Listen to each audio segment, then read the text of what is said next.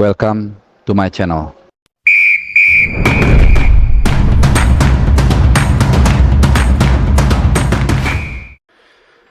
Ya, halo, salam sehat dan juga salam tim nasional Indonesia. Masih di channel Bung Harpa dan masih dari Doha, Qatar. Ya, langsung aja. Sebentar lagi, mungkin dalam waktu sekitar 1, 2, 3, 4 jam lagi, kita akan sama-sama sport jantung.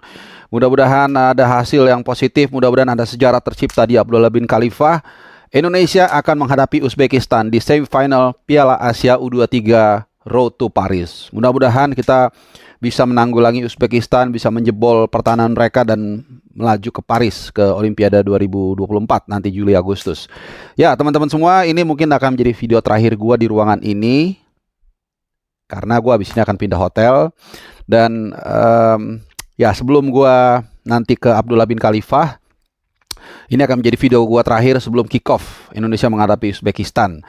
Seperti yang gue bilang di video-video gue sebelumnya, untuk prediksi line up dan strategi dan taktik itu akan gue gulirkan ke kalian itu di momen terakhir. Kenapa? Karena gue akan melihat dulu perkembangan update dalam persiapan tim nasional kita menjelang hari H atau jam atau kick off ya. Jadi dari situ gue akan mengakumulasikan hasil, misalnya pengamatan latihan official training kemarin, seperti kalian udah lihat bagaimana sesi latihan kemarin di lapangan Al Ersal dan suasananya agak mendung. Ya, mudah-mudahan hari ini cuacanya juga sama sehingga adaptasi kita bisa berjalan dengan maksimal. Nah, dari situ kemudian dari preskon, hasil preskon dari kedua pelatih ini juga nanti kemungkinan akan bisa menggambarkan kira-kira seperti apa jalannya pertandingan. Sebelum gua ke line up, gua mau ngasih tau ke kalian soal video gelondongan. Banyak yang, nah inilah gunanya sebenarnya kita banyak ke stadion, melihat latihan, mengikuti timnas dengan dekat. Kenapa? Karena video itu digelondongin itu nggak ada masalah. Karena yang meliput itu bukan hanya bukan hanya dari Indonesia, dari seluruh dunia itu boleh datang ke situ untuk meliput. Hanya 15 menit setelah latihan dimulai. Jadi latihan itu dimulai kemarin jam 4 sore, 15 menit itu kita, bahkan sebelumnya 10 menit sebelumnya kita boleh masuk, ngambil gambar itu boleh, semua wartawan. Jadi kalau ada yang bilang jangan direkam, jangan di-sharekan, lah mereka wartawan Uzbekistan juga ada di situ dan mereka juga ngerekam, jadi nggak ada bedanya, nggak ada masalah. Kenapa 15 menit? Karena 15 menit itu biasanya hanya pemanasan.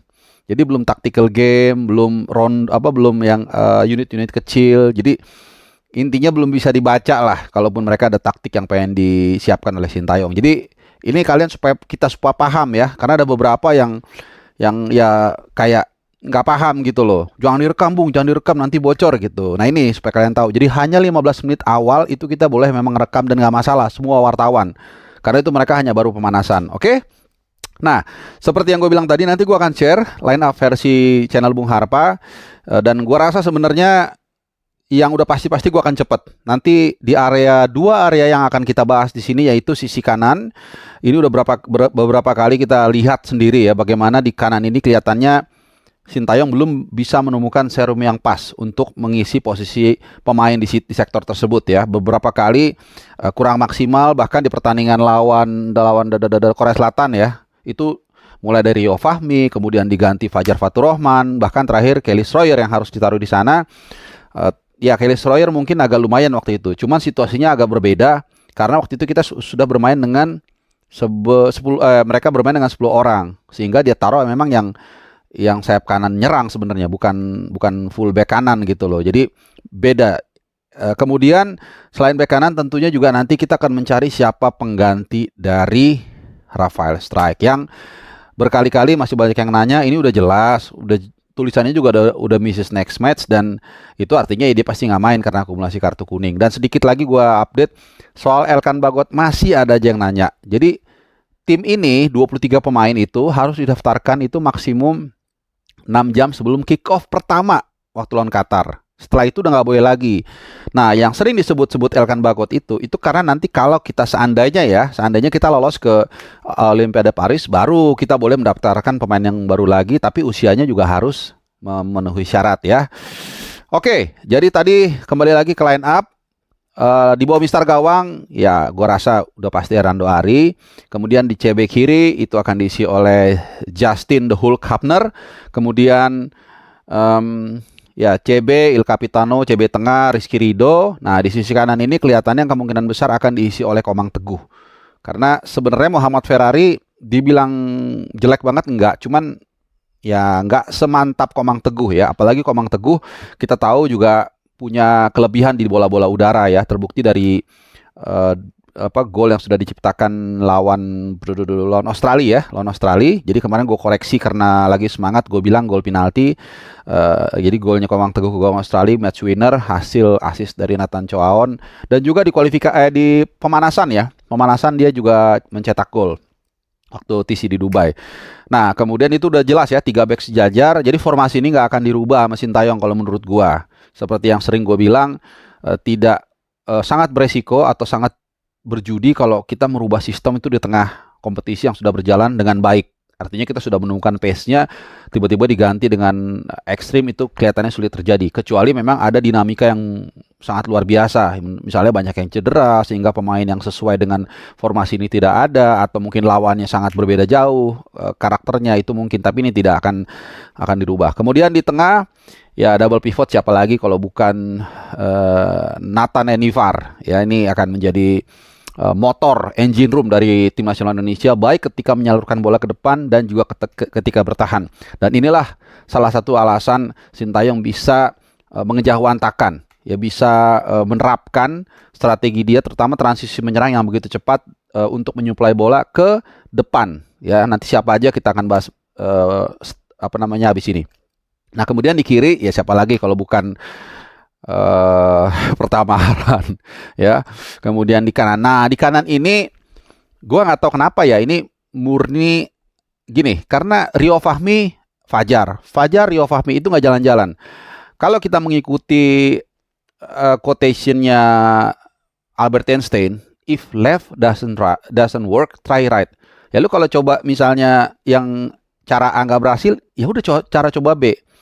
Kita nggak akan bisa mendapatkan hasil yang berbeda dengan cara yang sama.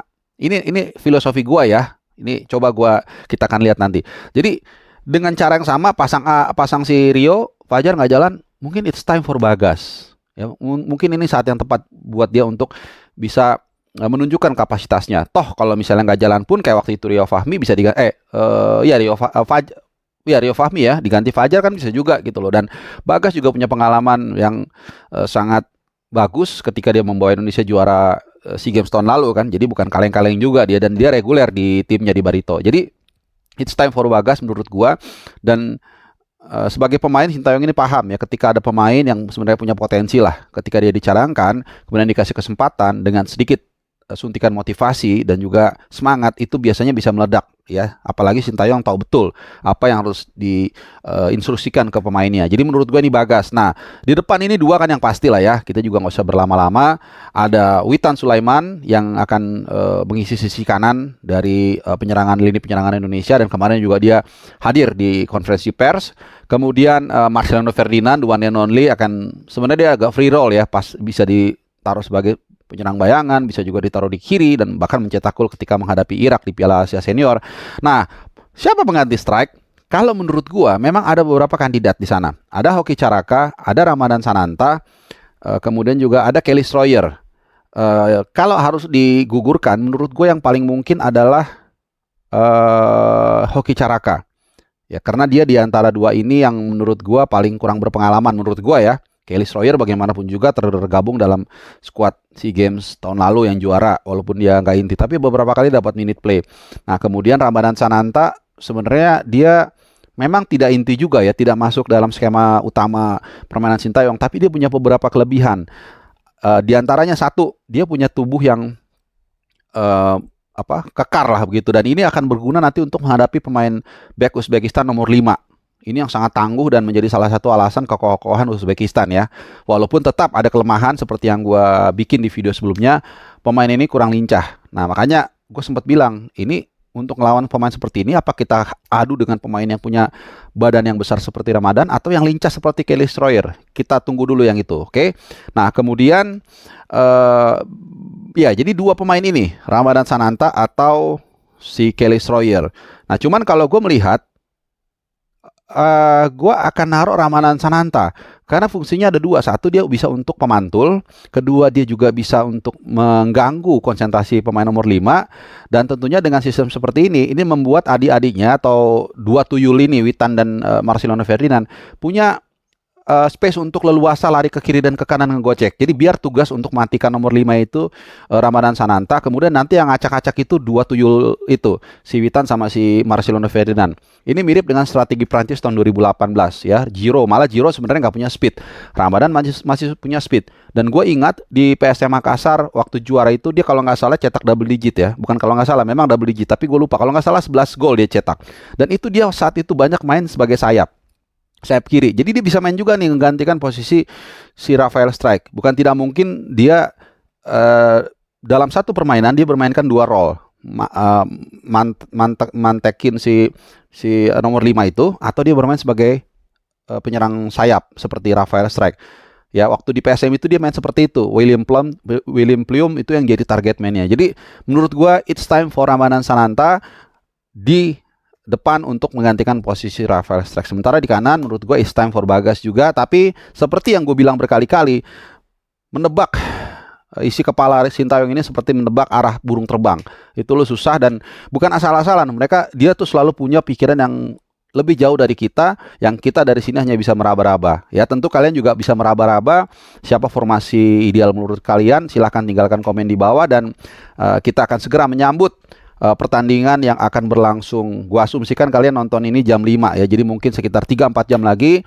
Mari kita semua bersemangat, optimis, dan juga berdoa. Tapi yang satu yang gua harus ingatkan ke kalian semua, ini penting banget. Kita harus stay humble, tenang, jangan sombong, boleh kita happy dalam menghadapi hasil yang positif, tapi kita harus tetap humble. Ini penting banget ya, karena satu kali kita sombong, maka disitulah kita akan dekat dengan kekalahan. Oke, terima kasih buat kalian yang sudah menonton video ini dan terus mengikuti channel ini. Kalau ada yang kekurangan dari gue mohon maaf. Silakan kasih masukan kalau ada kasih masukan. Dan seperti biasa, gue selalu berharap kalian dalam keadaan baik-baik saja, dalam keadaan sehat-sehat saja. Dari mana? Dari Sabang sampai Merauke, dari Pulau Miangas sampai Pulau Rote, dari Aceh, dari Medan, dari Nias, dari Riau, dari Padang, dari Bengkulu, dari Riau udah ya tadi ya, Jambi, Palembang, Lampung, Jakarta, Bandung, Solo, Semarang, Surabaya, Malang, Madura, Kalimantan, Barat, Timur, Utara, Tengah, Selatan, Sulawesi, semuanya dari Manado sampai ke Toraja, ke Makassar, Lombok, ya ini gue sebutin Lombok, Bali, NTB, NTT, Flores, Larantuka, Maluku Utara Selatan, dan juga Papua. Kita semua bersatu, mari kita dukung tim nasional kita.